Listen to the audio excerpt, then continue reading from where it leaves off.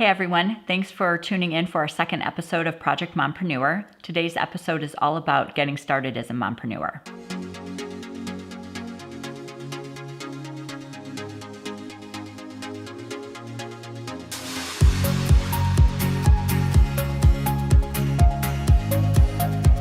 So today I'm going to share with you some of my fears and concerns that I experienced when I started my company that you might experience as well.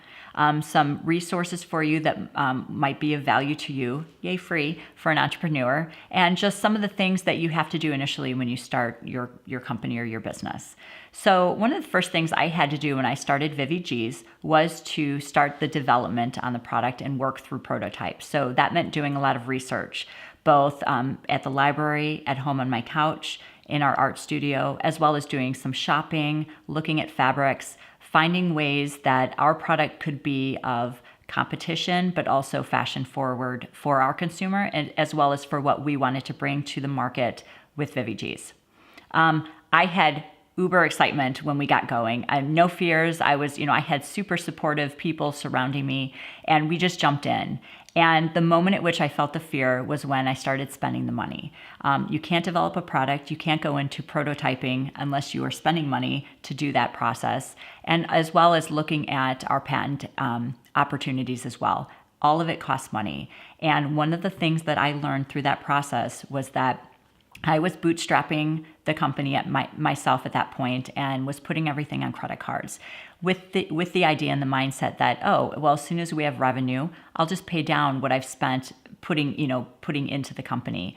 And what you don't know and what you do find out pretty early on is that as an entrepreneur, it takes about 3 to 5 years before you start generating revenue to the point that you might be able to start paying down some of the debt that you incurred to build the business, or at the point at which that you might be able to start pulling a salary.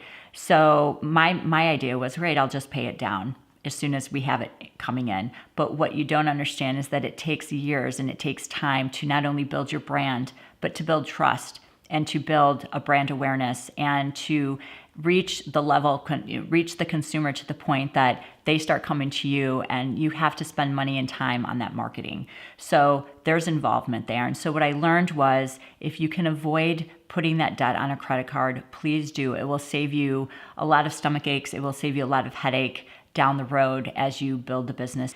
Now that I've shared with you some things to look out for as you start your business, I want to share with you some resources that might be of use for you as you begin the journey. The first is your local library.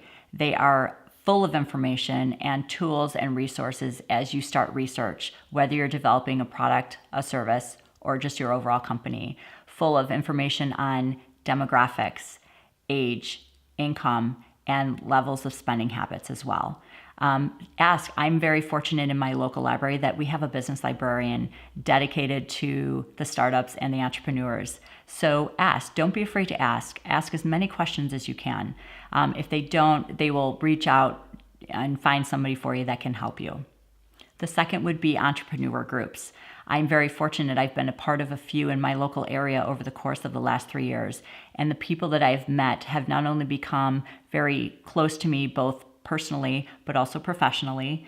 And they've become a support system for me. So on the days you will have ups and downs, you will have minute by minute ups and downs, and they will become a support system because they will understand and they will have gone through the same thing that you will experience. So you will know that you are not alone. The third would be the SBA, which stands for Small Business Administration. They are usually found close to local colleges and communities. Again, are a resource for entrepreneurs starting businesses, and will have access to, in some cases, government programs that you may not be aware of otherwise, but again, are free. So it's a great place to start tapping into information as you develop your plan and your route through the process. The last would be SCORE, which stands for Service Corps of Retired Executives. They are nationwide, and they are a free resource for people that are starting their businesses. So these people were executives in many different industries, many different avenues, and many different responsibilities in their past. And they do mentoring, free mentoring, for those that want to start their own business. So you can reach out to them, and they will pair you and partner you with someone, no matter what area, no matter what focus you are in your business, to help you out. So again, some great tools for you as you get started on the journey. Thanks so much for watching episode 2 with us today on Project Mompreneur. Next week's episode will be about building a team for your company.